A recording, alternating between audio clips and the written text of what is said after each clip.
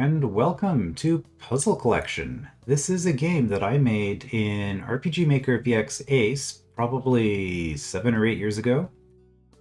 And I had an idea for a new series. I thought it's been a while since I've done any RPG Maker content on the channel, and I wanted to update this game for RPG Maker MZ. So I will be... Basically, the game's pretty short. I will be playing through the entirety of it in this video, with timestamps, so you can, check what the various puzzle types in the game are. And then, going forward in this series, I will have one episode dedicated to each puzzle. These are all evented, there's no plugins or scripts or anything like that. So I'll be showing you how to make all these puzzle types. Some of these you'll have seen before, of course. A ton of RPGs out there have, the crate or boulder pushing puzzle type stuff. But there should be some in here that are going to be new to a lot of you. So I look forward to that.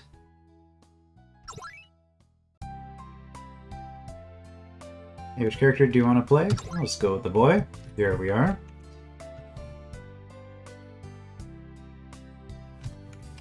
Need to find the key. Yeah. So I'm not going to be this game is literally just puzzles. There's not really any RPG aspect to it. So we need 2 keys. So let's go out this way. Garden 1. So puzzle controls. A will reset the puzzle, and Z will allow you to jump across rocks. Or we can leave. Okay. Well, spoilers, I guess. There's a world map. Hello, I'm the gardener here. Can you help me? The water in the pond is full of rocks. Jumping over the rocks should get rid of them. Please jump over all the rocks. Yeah, so if we're looking at a rock and we hit Z, and we go across and the rock disappears. Obviously, that was not a good solution I did there. There's still some rocks left. Please jump over all the rocks. So this kind of puzzle is pretty simple.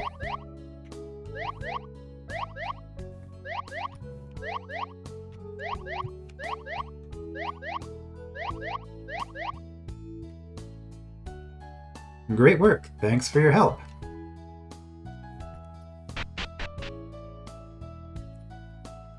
So we'll just go through a bunch of these here.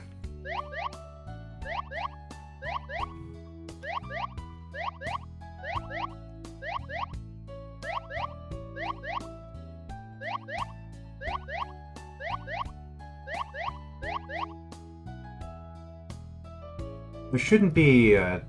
Great work, thanks for your help. Yeah, so there shouldn't be any moments here of me getting stuck trying to solve anything, because I have played through this recently just to refamiliarize myself with what's going on and, decide whether or not I wanted to make a series out of it. Also, I made these, so there's that. So one thing you might notice here, with this particular type of puzzle, is that it's not really possible to fail. Like, it's... The options that you have are incredibly simple, so like that was a route I'd never taken before on that room, and it just kind of worked. So I will be showing in the so this is the 4th and final garden, and I do show a little bit of a complicating factor that makes this significantly harder to solve as a puzzle. This looks more difficult. You will have to jump diagonally. Oh no. You better practice on the right. Jump diagonally, stand in a corner by a rock, and try to jump. Right, so now for in the corner, you can do a diagonal like that.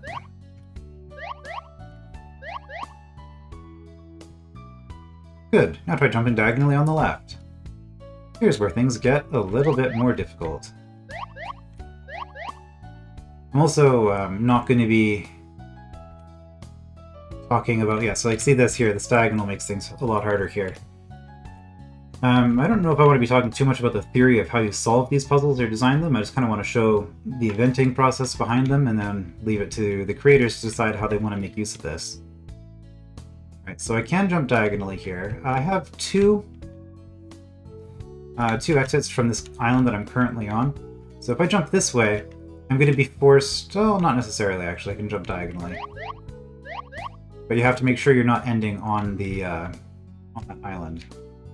So like this up to the top, for example, has 4. So now it has 2. We'll be able to go back that way. There are 3 here. That means one of these diagonals has to be... I should have checked this. Is my mouse cursor... Yeah, my mouse cursor does show up. Okay. That'll make things easier. So yeah, with this, because I have 3 here, if I'm on a diagonal, one of these has to either be like that or like that. Because we have one in and out of this island, and then this one which is in and out of this island. Which means that if this is also in and out of this island, we're going to be stuck. So it's kind of a parity issue here. So we know that we have to do this. And I guess we can also do it this way. And looks like let's clean it up. I feel like what I just did contradicted what I just said. It made sense in my head. Hopefully... hopefully that made some semblance of sense there.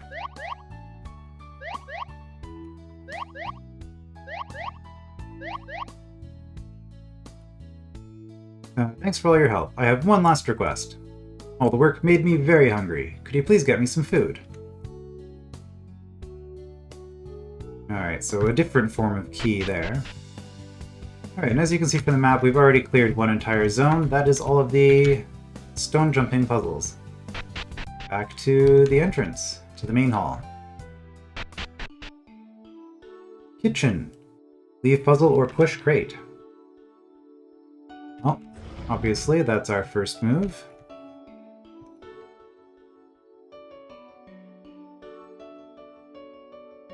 I remember this actually being surprisingly difficult, and I'm probably going to run down a dead end and get myself trapped here.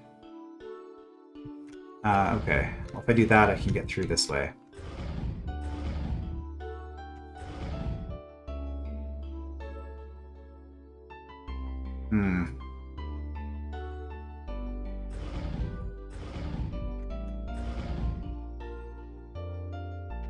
Okay, this should work.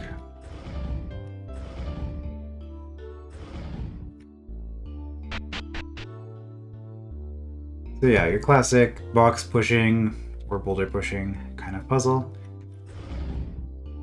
This setup, you have to do something like that to get through.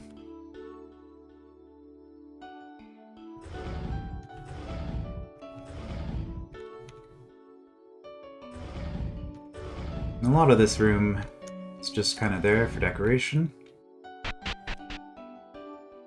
And then our third kitchen, where we have a chest.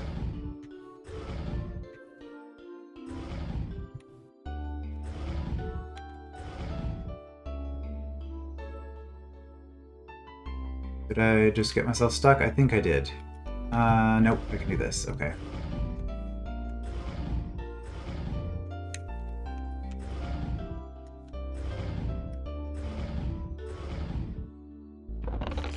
Hey, received food. This might be useful later.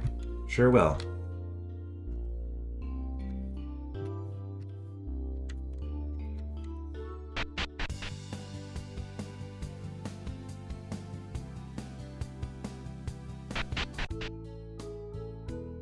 Alright, back at Garden 4, we can make progress. Did you find some food? We sure did. You give the gardener the food. Thanks again. Sorry for all the trouble. Here, take this. It might help you. And we get a library key. Goodbye.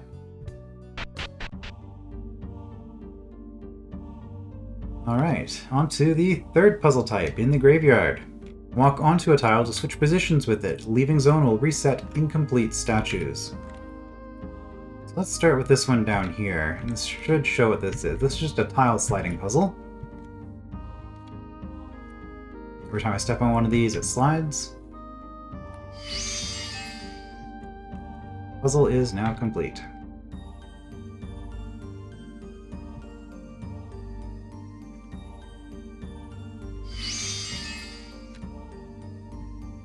These were surprisingly easy to make, although it does require a little bit of image editing work, as you can see for this larger statue. And the strategy behind these is kind of a lot more interesting than I initially thought it would be. Like playing around with this. I used to hate this type of puzzle. But playing around with them it started to make a lot of sense to me how to go about solving them. So one thing I did here, because this shape might not be immediately obvious, I included the original smaller statues here as a reference, so you know what the thing is that you're trying to make. And if we start in the middle like this,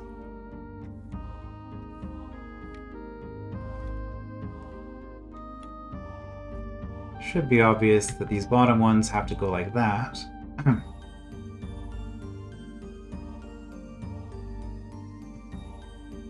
And I guess this will put the top two into position.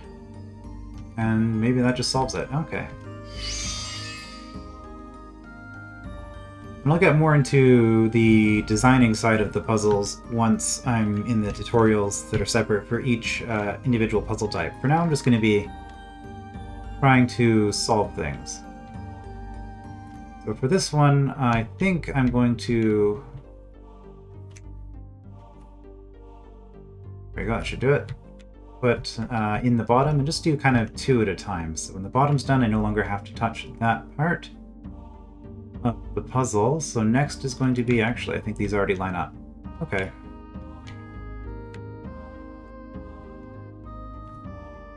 Well, that went very smoothly.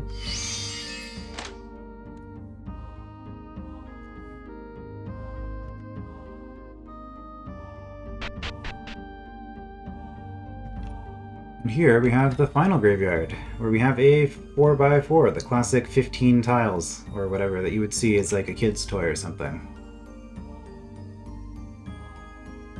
Well,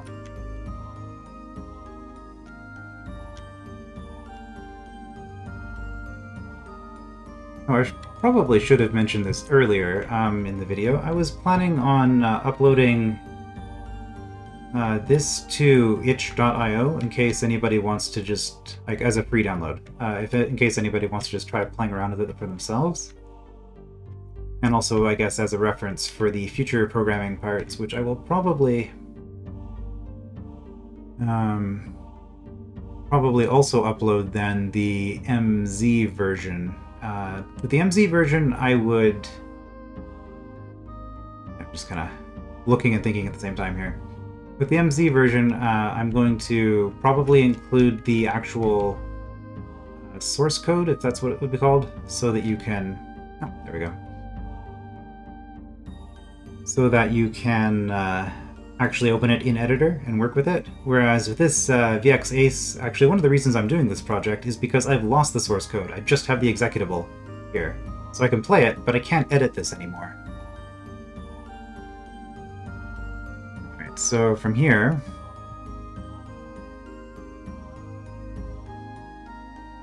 should be fine. Now I want... when I have these two tiles here that I'm trying to put in, I need to insert both simultaneously, otherwise it won't work. I think that's these two here. I'll do that. Alright, so now from here we have to do the leftmost two tiles, which is going to be the head and... I guess the head above it.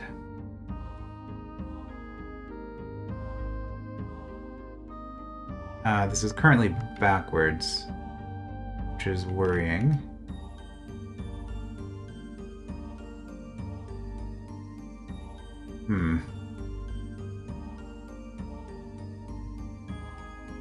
So I think then I need to...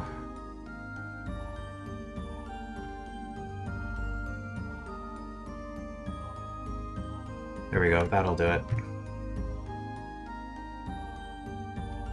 I guess I didn't need to do that last move. There we are. Oh. Wow, I completely missed the fact that I had the wrong piece up to the top right. I was focusing on something else. Okay, well...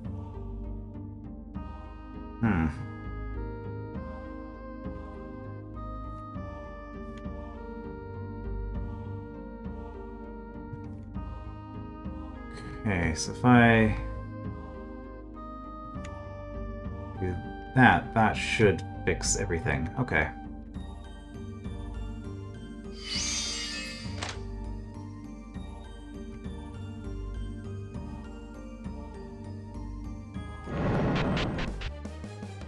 Alright, and we have the Crypt.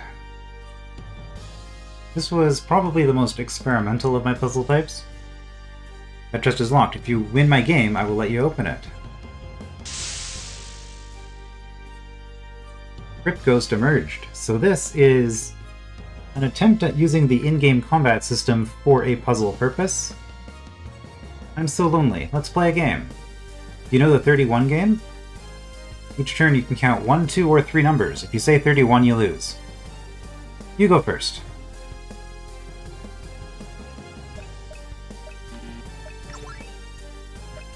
So, obviously with a plugin or scripting, you would have been able to change the menu to be slightly better.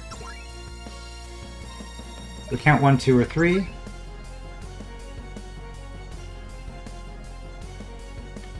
Goes 4, okay. We'll just use some big numbers to get towards the end faster. You choose the second option, because the second option is guard. You don't actually need to select a target. I wonder if it'll be easier in MZ. I haven't actually looked at this yet.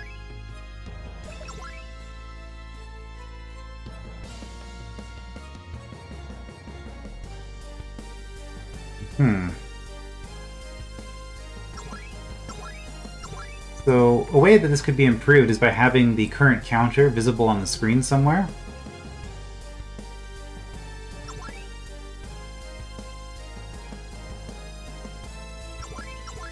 And at this point, I'm actually playing to win. I went up to 20 as quickly as I could.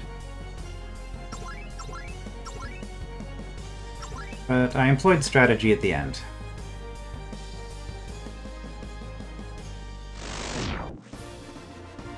And I think the most interesting thing about this is more just kind of showing off what you can do with within the combat engine itself, rather than not necessarily being a particularly interesting puzzle on its own. Come back again later, I want a rematch.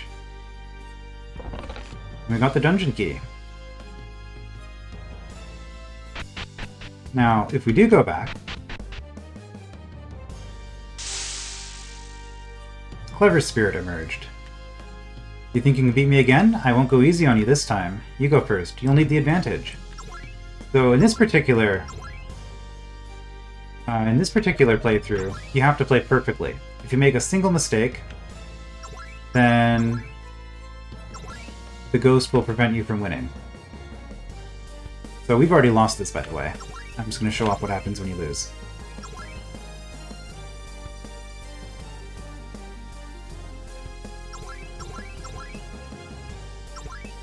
I guess I'll have to explain what the strategy is in this game, because... Well, I mean, you could probably figure it out if you just watch what he does here.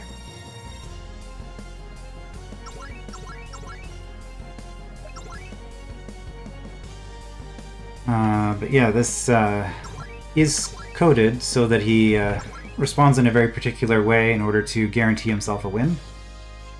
I don't actually remember what happens if we lose this.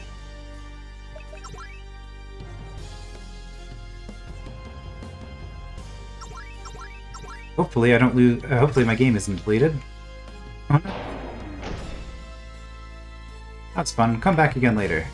Well, you don't actually get anything for beating him, so I'm not gonna bother. I'm just kind of showing that off. So the first time around he was just doing stuff randomly, but the second time around he was actually playing the perfect strategy for that particular game. Alright, so this is going to lead us to the library. Now, this is probably the puzzle type I am proudest of out of everything I made in here. It was, I guess the puzzle idea itself was stolen from Systems Twilight, but the implementation here is something I came up with on my own. I'm just coming up with a way to do this. So do you want to fix the painting now? Yes. Puzzle controls. Arrow keys, move brush position.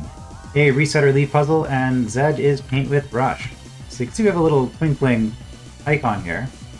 If I click Z, we get to put down our shapes. If we put down a shape and it overlaps another shape, it changes colors. We do it again, and it disappears.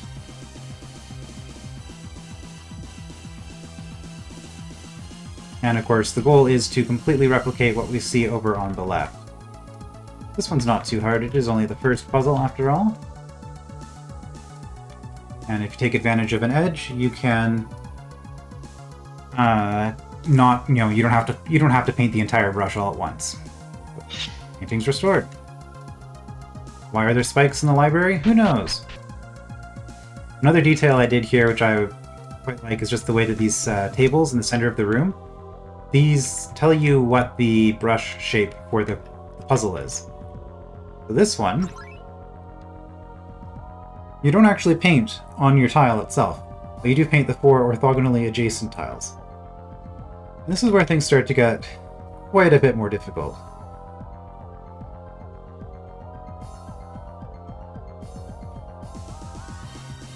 Okay, so if I do this, I think that'll be good. I mean, our shape here is looking pretty good. If I don't want to touch the top, I guess I have to do something like that. And then we'll mirror it over here. And then... yeah. There we go. No problem.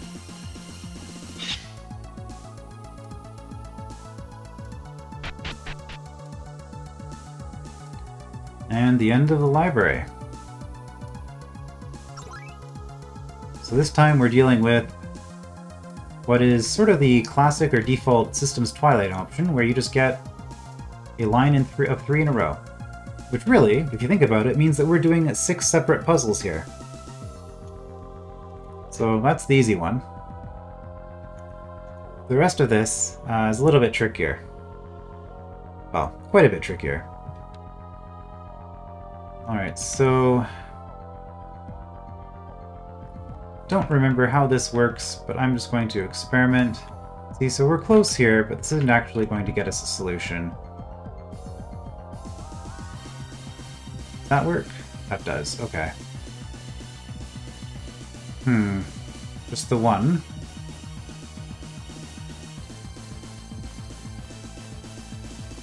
Well, that one's pretty easy to do.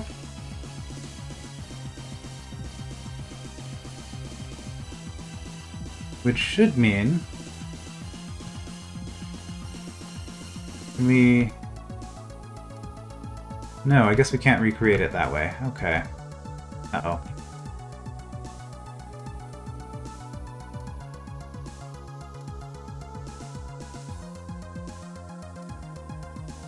Yeah, so I might have gotten myself into trouble here. Now, the way this puzzle type works, of course, you can always undo the moves that you've been doing, and it will work. It will erase eventually. Oh, there we go. That works. Now this one...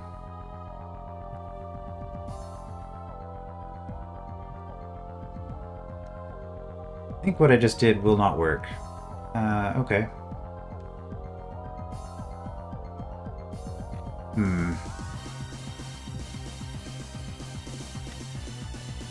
And the problem, of course, with what I'm doing is that... okay, we got it. I have no idea what I just did. Now I have to do it again.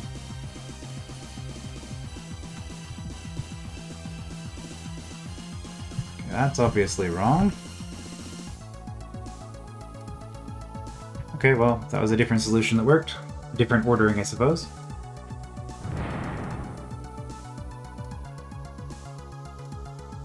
Find a number written on the wall. 809486. Received Vault Code 1. So if I look at my items, we can look at that at any time. So yeah, I'm really happy with the library puzzle. I think that's a very interesting thing that I haven't seen in a lot of...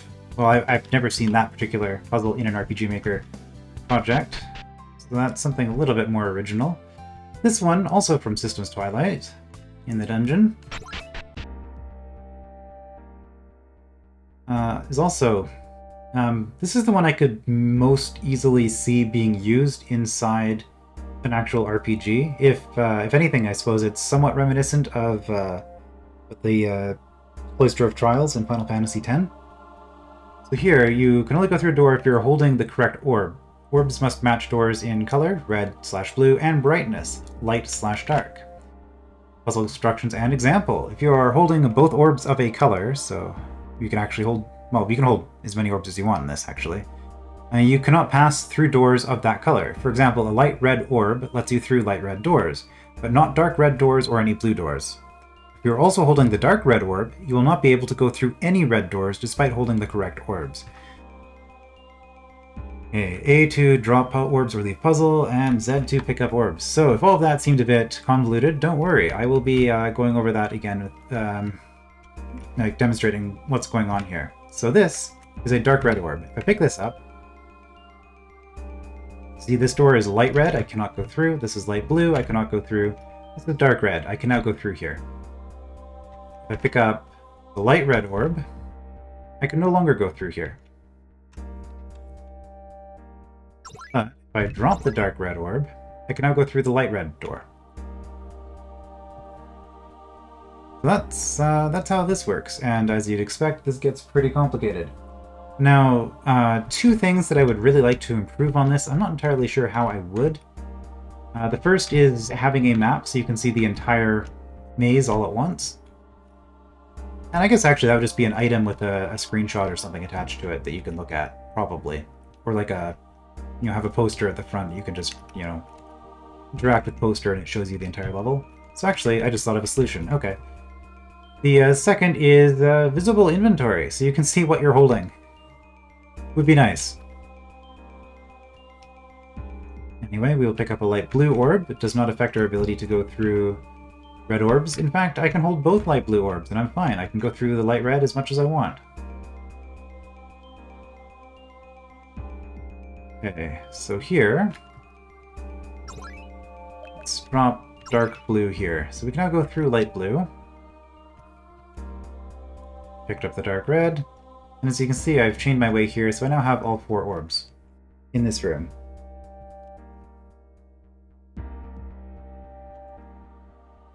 Drop.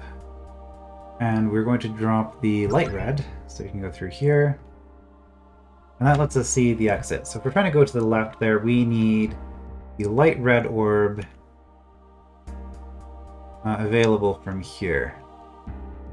And an easy way to do that I can see, pick up the light red orb. We're going to drop the light red orb here. Pick up dark blue. I guess we don't need light blue. We can go through all the dark blues to get to the light red. So yeah, this is getting a little bit more complicated, isn't it? Like I said, I know the solutions because I played this recently. But I'd imagine something like this could take somebody a while if they're approaching it for the first time. Dungeon 2. We now have green orbs as well. Well, obvious first play. Pick up the dark red to grab the dark blue. No reason not to have it. And in fact, let's just go all the way and get our light green while we're at it. Well, let's look up here. See, there's a little envelope in that room and a dark green orb over there. Now, that dark green orb, that particular room, just trust me when I say that that's the top of the level. There's no room above there. That is a particular setup for this type of puzzle where you can only ever take one green orb out of that room, right? We need a green orb to get in, and we need a green orb to get out. So that's a place where we can swap between dark green and light green. Which suggests that we really want the light blue orb here when we get to that dark green orb. If I had an inventory, I would know if I was carrying light blue. I am not. Okay. So I think what I want to do here then is drop. Because you're limited to 4 options in a menu here, I had to change the way this works. We want to drop dark red. Grab light red. We can still get to this place.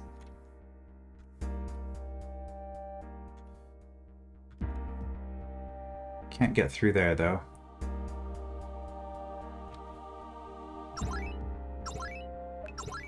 For some reason I thought moving that over was going to help me. I guess it lets me...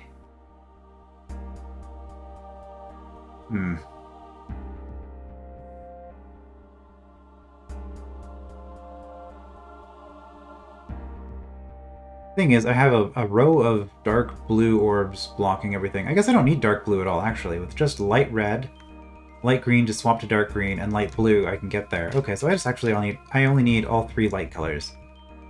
Receive that. Drop light red for now. Pick up this. If I drop an orb on an orb, I'm kind of curious what happens. If I drop dark blue here. Right. Okay, I did think of that. I deliberately offset the orbs so that they sort of both show up. So let's drop dark red. So yeah, they're all the orbs are going to be on a slightly different orientation on the floor, I guess. Do I have a blue on me? I probably still have a dark blue. Let's drop the dark blue on here just to show that off. Yeah.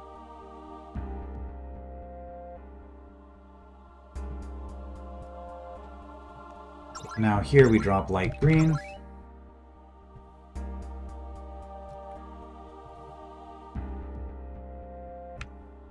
And you find a number written on a note, 691388.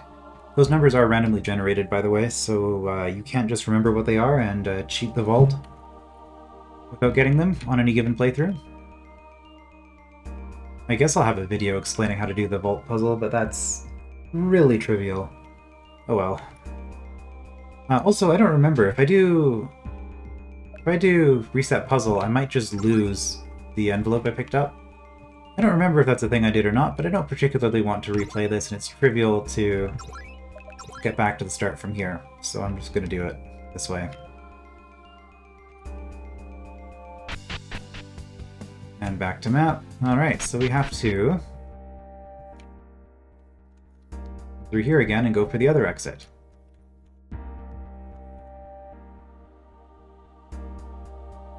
Well, I have all 4 orbs. Now let's think about things for a little bit. Let's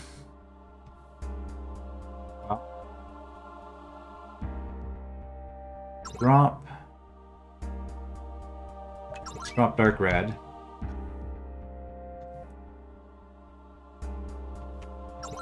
I don't remember if I need to drop dark blue here, but I feel like dropping it there is more useful than dropping it up here. Okay, well I need... yeah, okay, so this is a blue lock, similar to the green lock that I showed on the previous puzzle. I cannot actually leave this room. That's not true, actually, because they didn't start in here. Well, regardless, I need to... oh, whoops. The opposite way of doing it. I guess what it is I can't take both blues in there necessarily. I dropped the light blue. Where I wanted to drop light blue. Light red. This lets me get around here. I am on double dark right now. Double dark lets me get close to the exit.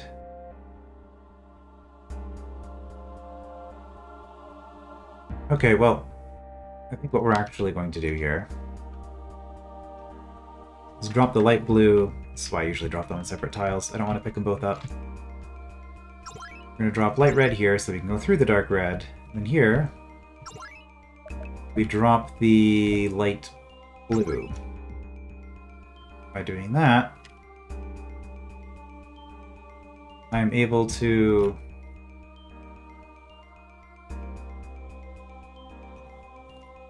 how does that help me?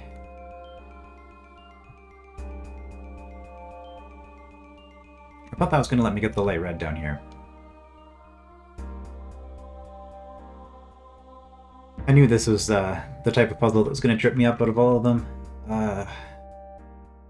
Okay, so I have to get the light red.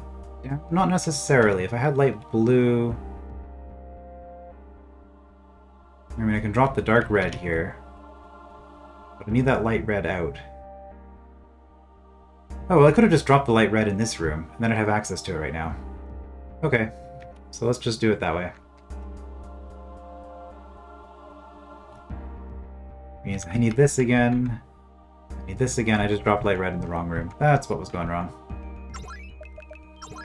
Dark blue, drop red, and you don't have to drop them in the center of the rooms, obviously. I've demonstrated that before. You can drop them anywhere that you want. I mean, I could drop it right here if I wanted to. And it would work fine. It would just be... I like having it in the center of the room because it makes it really obvious. And with that, I've managed to get the light blue or light red orb down here. Which I think means if I drop dark red here, I've gotten through. Okay. Right, because now I switch blue orbs.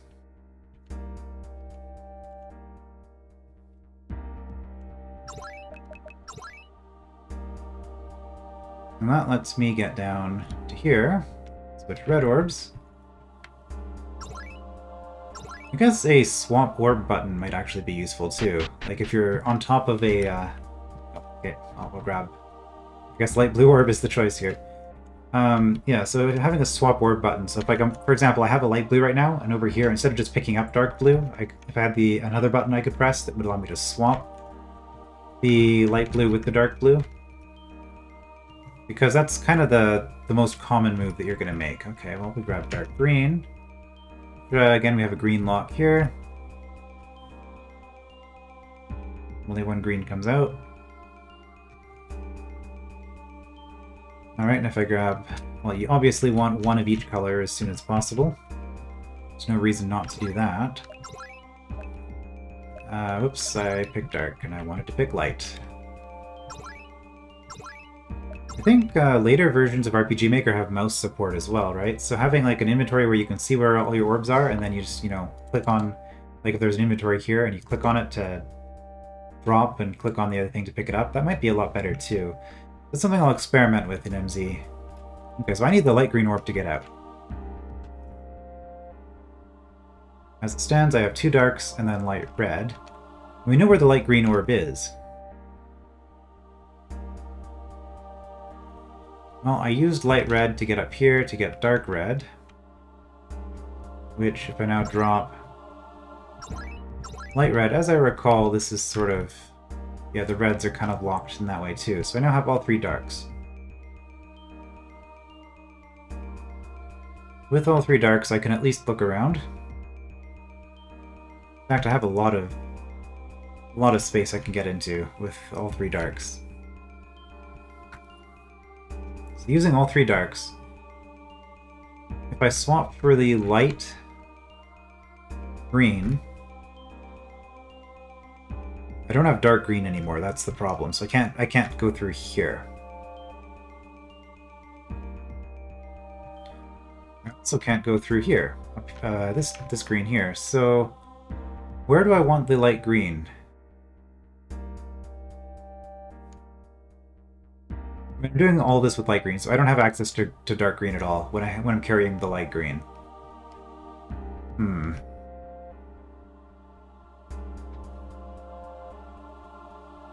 Light red would be useful. Light blue may be useful.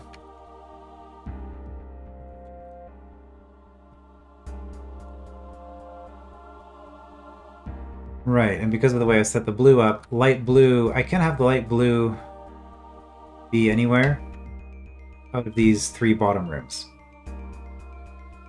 If I'm assuming I'm going dark blue. So let's drop light blue here. Why? It's completely pointless. Because if I don't have dark green, I also can't get...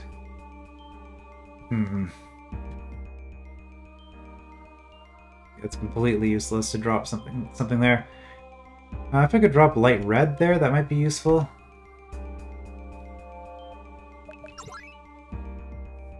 Ah. Okay, I mean, I can do this.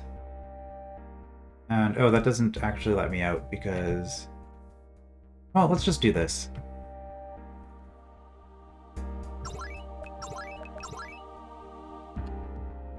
So I'm on light, dark, and light. Okay, well, actually lets me do this and swap this if I want to. I wonder if I just accidentally did the right thing here. Which blue do I have? I guess I have light blue still. Which I can't get out of there.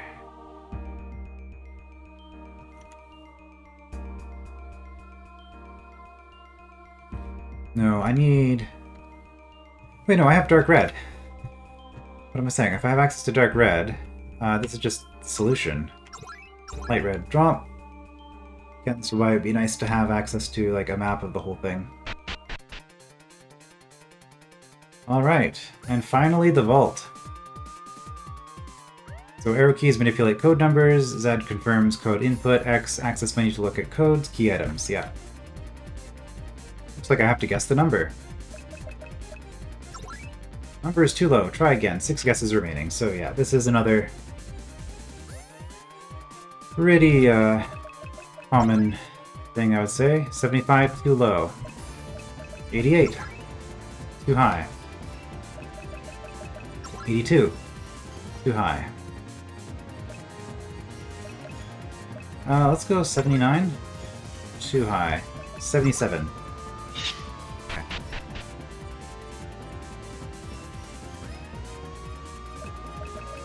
Let's start with 50 again. Too high, guess again. Too low. Okay. Too low.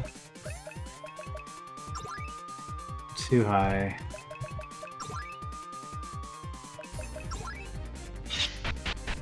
If you get it wrong after too many times, then it'll just randomly generate a new number, kick you out. This one's too hard to guess. I need to find a code somewhere else. I need to find vault code 1.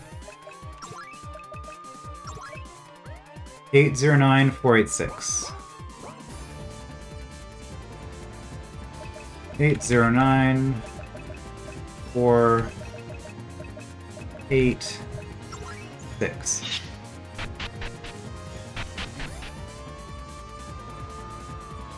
Alright, and just the same thing one more time. Too low. Too high. Still too high.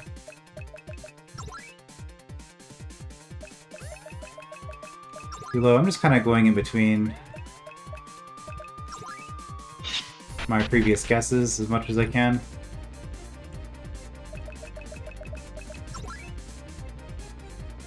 Too low.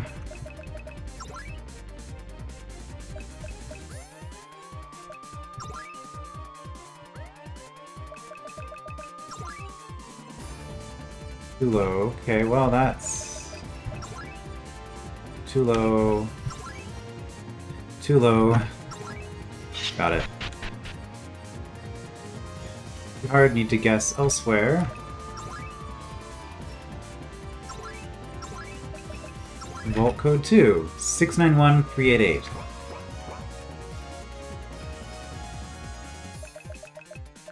Six nine one 388. You have solved all the puzzles and claimed the treasure.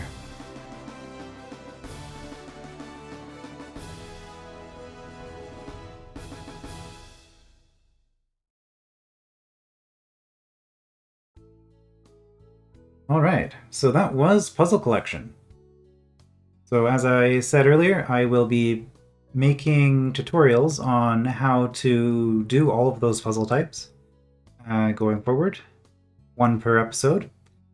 And yeah, I'm also I'm going to see if I can get this thing, I'll have a link to an itch.io page in the description if people want to download this and play with it for themselves, or probably more likely to download and examine the inventing in the MZ version once that's released.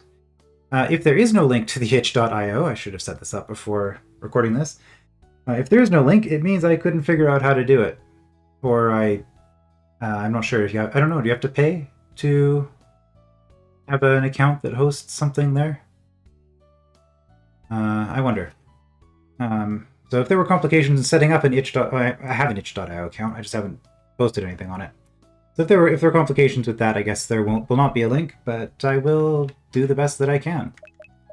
And yeah, so 2 days from now, I will upload the first. I guess I'll do it in the same order, so it'll probably be the rock jumping puzzle first. Some of these probably pretty basic. I imagine most people know how to do the crate pushing by now, but you know, somebody might come across it who is new or wants a refresher on that, and then we'll get to the complicated stuff like the library and the dungeon towards the end. So yeah, RPG Maker content is back on the channel. I will see you next time.